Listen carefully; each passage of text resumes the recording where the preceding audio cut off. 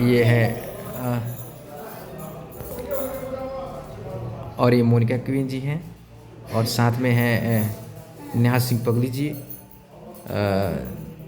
और मैं चूड़ी जो हाँ अच्छा चूड़ी पहन रही हैं चूड़ी पहनोगे तो भी ब्याह होगा जी। अरे चूड़िया बोले झन झन झन चूड़िया बोले कन कन कन हाँ कंगना बोले झन झन। झन हाँ आ सांस के सांस लेवे में हाँ सांस लेवे में दिक्कत होता है तो हमारा सांस लेने में दिक्कत है तो सर्दी होगी। हाँ तो ऐसे दिखता कि पतला हो गया। सांस जौन बाड़ी सांस निकले बदे यहाँ के सर्दी भइल बा। हम सांस ना लेवे दी ना कि ई ना लेवे दे ली पब्लिक के बतावे। अच्छा ये पब्लिक के बताई हाँ ये बात सही बा।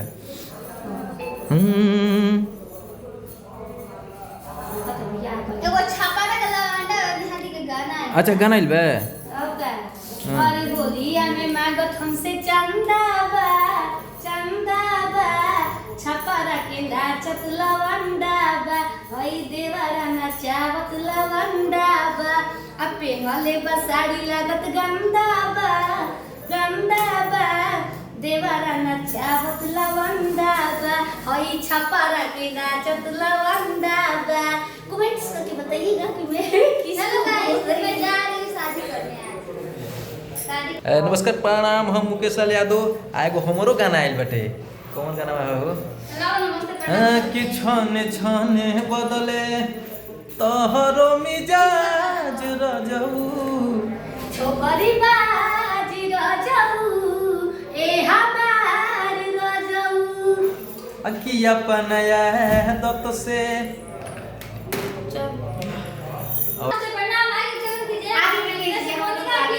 स्वागत है हमारे देश मोनिका के ब्लॉग में। कितना सुंदर लगा बहुत सुंदर। आज पानी से मुंह तक नहीं गिरे लगा हिजा से देखिए हिजा इंट्रो दे लो इंट्रो देख लो तो हेलो नेहा सिंह पगली पैसे तो प्रणाम कर दे कैसे बाबू जब हो तो देखा जा आज मोनिका बोल रहे कि हम दीदी से शादी का पागल संगीत से लड़का कोनो शादी करे सकी ना करे सब ई करी इनको हाल बियाह की सब अगुआ बन के नहीं कहियो सब कुछ देख लो वीडियो में और वाले के देख एक ग्रुप के लिए बियाह सब और फिर आज दोबारा आज शादी कर जाता री कि लड़की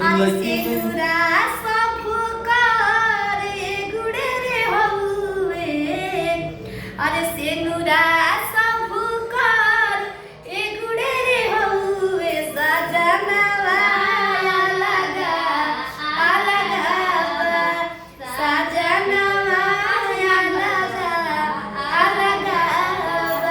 केहू बस गाँव नगर केहू बस टोला सब कर बियाहे ही सेनुरे से होला। वो कितना चेहरा खिल गई। अब देखा तब सिंदूर जब पड़ा तो कितना खिल गइल।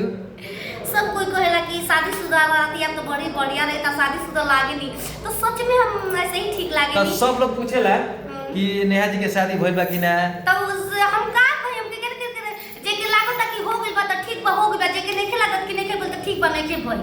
हां कैसे कि हो ना कुछ ना कसे कैसे कि आधा से 100% में से 90% हम सही लुक में लोग 10% जो अपना घरे कपड़ा रही ना तो नॉर्मली कपड़ा में तो रोज हमार शूटिंग रहला चाहे सिंदूर में चाहे प्रोग्राम भी आजकल होता ना तो हम जया लड़की बन के जाते प्रोग्राम में सब लोग को कंफ्यूज होता सो कि पागल नहीं पगली नहीं जब बोले नहीं तब समझ में आएगा। अच्छा इसे तो जान जलन जागो से चीज लेकिन एगो लुक जौन होला ना साड़ी में बातें अलग हो जाला ऐसे सबके डिमांड रहेला कि नहीं साड़ी पहन के आई तो इसलिए मैं हर जगह प्रोग्राम में और सबसे मैं खास करके विशाल गगन भैया को थैंक यू सो मच बोलूंगी दिल से क्योंकि वही मुझे मंच को बहुत ज्यादा सपोर्ट किए थे मुझे बहुत अच्छा लगा और मंच के लिए वही मेरा बामल बने थे।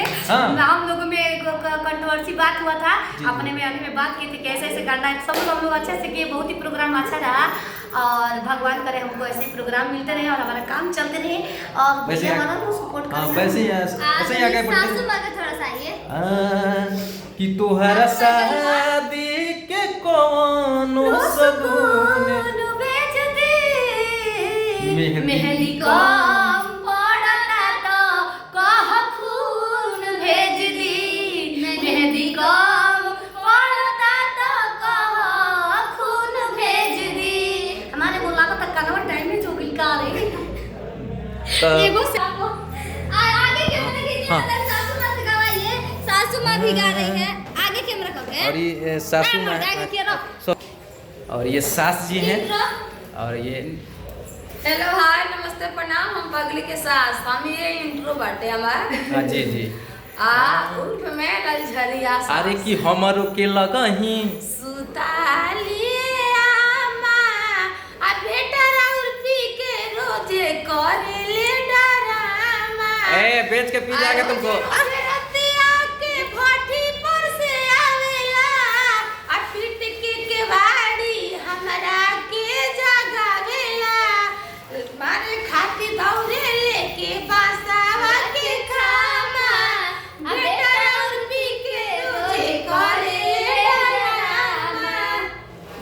चली जा हमने के मिलत जब फिर तो हम लोग जा रहे हैं शूटिंग करने का है हम लोग का हाँ। अब हमारे प्लीज ब्लॉग को हमारे लाइव अरे जो भी चल रहा है हाँ। आप जहाँ से भी देखिएगा हमारे पेज पर यूट्यूब पर हर जगह प्लीज पेज को फॉलो कर दीजिएगा चैनल को सब्सक्राइब कर लीजिएगा और ऐसे ही प्यार दुलार सपोर्ट बनाए रखिएगा और हमारा वीडियो लगातार देखने के लिए चैनल को सब्सक्राइब कीजिएगा bye bye love you take care.